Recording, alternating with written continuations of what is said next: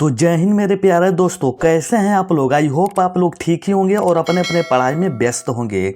तो चलिए बच्चों, आज की वीडियो में आप लोगों के लिए कक्षा 10 साइंस विद्युत धारा से रिलेटेड कुछ अति महत्वपूर्ण ऑब्जेक्टिव क्वेश्चन को लेकर आया हूं, जो कि आपके आगामी परीक्षा बिहार बोर्ड के लिए अति महत्वपूर्ण होने वाला है। तो बच्चों, आप लोग वीडियो को शुरू से लेकर अंत तक देखिएगा, क्योंकि लास्ट में आप लोगों से एक क्वेश्चन पूछा जाएगा जिसका आंसर आप लोगों को कमेंट सेक्शन में जरूर देना है। और बच्चों, आप लोग कमेंट सेक्शन में ये भी बताइएगा कि इन सारे क्वेश्चनों में से आप लोग को पहले से कितने क्वेश्चन ऐसे थे जो आ रहे थे। तो चलिए बच्चों, बिना विलंब किए वीडियो को स्टार्ट करते हैं। तो यहाँ पर देखिए बच्चों, जो हमारा आज का पहला क्वेश्चन दिया हुआ है कि विद्युत फ्यूज विद्युत धारा के किस सिद्धांत पर कार्य करता है। तो यहाँ पर देखिए, जो हमारा ऑप्शन नंबर ए दिया हुआ उष्मीय, बी में दिया हुआ है चुंबकीय, सी में दिया हुआ है रासायनिक और डी में दिया हुआ है इनमें से कोई नहीं। तो बच्चों, जिसका राइट आंसर हो जाएगा हमारा ऑप्शन नंबर ए, यानी कि उष्मीय। तो चलिए बच्चों, इस प्रकार से नेक्स्ट क्वेश्चन की ओर चलते हैं।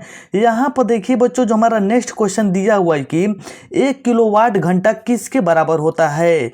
तो यहाँ पर देखिए, जो हमारा ऑप्शन नंबर ए दिया हुआ है 0.36 गुणे 10 पे पावर 10 जूल, बी में दिया हुआ है 1.6 गुणे 10 पे पावर -19 जूल, सी में दिया हुआ है 3.6 गुणे 10 पे पावर 6 जूल और डी में दिया हुआ है इनमें से कोई नहीं। तो बच्चों, जिसका राइट आंसर हो जाएगा हमारा ऑप्शन नंबर सी, यानी कि 3.6 गुणे 10 पे पावर 6 जूल। तो चलिए बच्चों, इसी प्रकार से नेक्स्ट क्वेश्चन की ओर चलते हैं। यहाँ पर देखिए बच्चों, जो हमारा नेक्स्ट क्वेश्चन दिया हुआ है कि विद्युत घंटी किस प्रभाव पर कार्य करता है। तो यहाँ पर देखिए बच्चों, जो हमारा ऑप्शन नंबर ए दिया हुआ है उष्मीय प्रभाव, बी में दिया हुआ है रासायनिक प्रभाव, सी में दिया हुआ है चुंबकीय प्रभाव और डी में दिया हुआ है इनमें से कोई नहीं। तो बच्चों, जो हमारा जिसका राइट आंसर हो जाएगा ऑप्शन नंबर सी, यानी कि चुंबकीय प्रभाव। तो बच्चों, जो विद्युत घंटी होता है वो चुंबकीय प्रभाव पर कार्य करता है। तो चलिए बच्चों, इस प्रकार से नेक्स्ट क्वेश्चन की ओर चलते हैं। यहाँ पर देखिए बच्चों, जो हमारा नेक्स्ट क्वेश्चन दिया हुआ है कि लघुपथन के समय परिपथ में विद्युत धारा का मान होता है। तो यहाँ पर देखिए बच्चों, जो हमारा ऑप्शन नंबर ए दिया हुआ है बहुत कम हो जाता है, बी में दिया हुआ है परिवर्तित नहीं होता है, सी में दिया हुआ है बहुत अधिक हो जाता है और डी में दिया हुआ है निरंतर परिवर्तित होता है। तो बच्चों, चौथा का जो हमारा राइट आंसर हो जाएगा ऑप्शन नंबर सी, यानी कि बहुत अधिक बढ़ जाता है। तो चलिए बच्चों, इस प्रकार से नेक्स्ट क्वेश्चन की ओर चलते हैं। यहाँ पर देखिए बच्चों, जो हमारा नेक्स्ट क्वेश्चन दिया हुआ है कि डायनेमो का सिद्धांत आधारित है।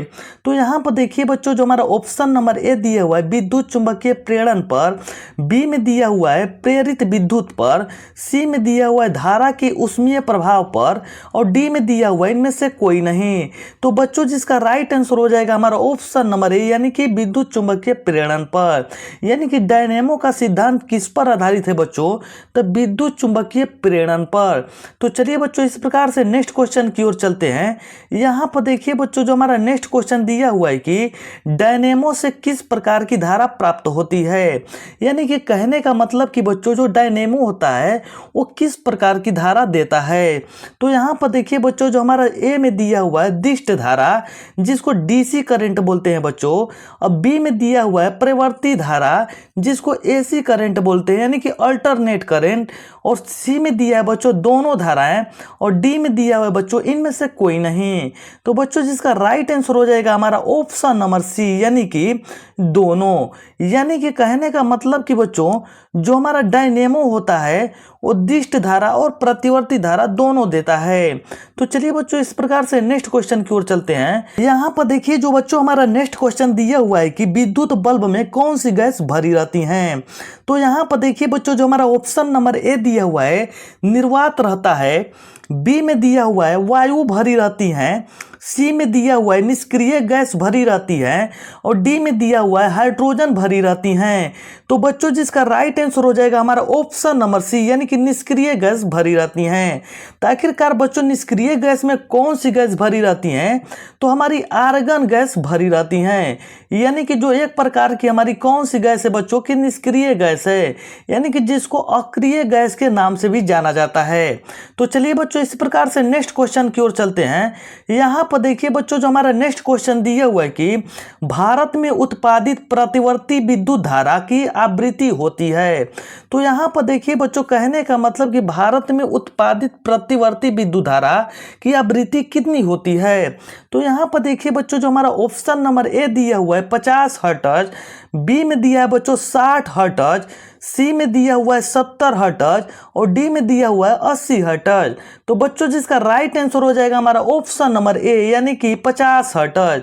तो चलिए बच्चों इस प्रकार से नेक्स्ट क्वेश्चन की ओर चलते हैं। यहाँ पर देखिए बच्चों जो हमारा नेक्स्ट क्वेश्चन दिया हुआ है कि हमारे देश में विद्युन्मय तार एवं उदासीन तार के बीच कितना विभवांतर होता है। तो यहाँ पर देखिए बच्चों जो हमारा ऑप्शन नंबर ए दिया हुआ है 100 वोल्ट, बी में दिया हुआ है 200 वोल्ट, सी में दिया हुआ है 220 वोल्ट और डी में दिया हुआ है 240 वोल्ट।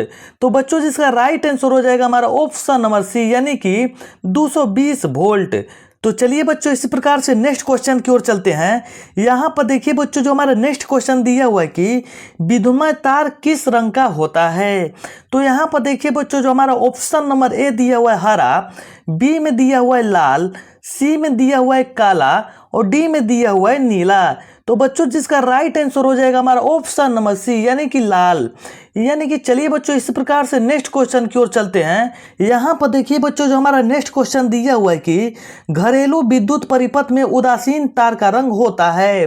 तो यहाँ पर देखिए बच्चों जो हमारा ऑप्शन नंबर ए दिया हुआ है लाल, बी में दिया हुआ है हरा, सी में दिया हुआ है काला और डी में दिया हुआ है पीला।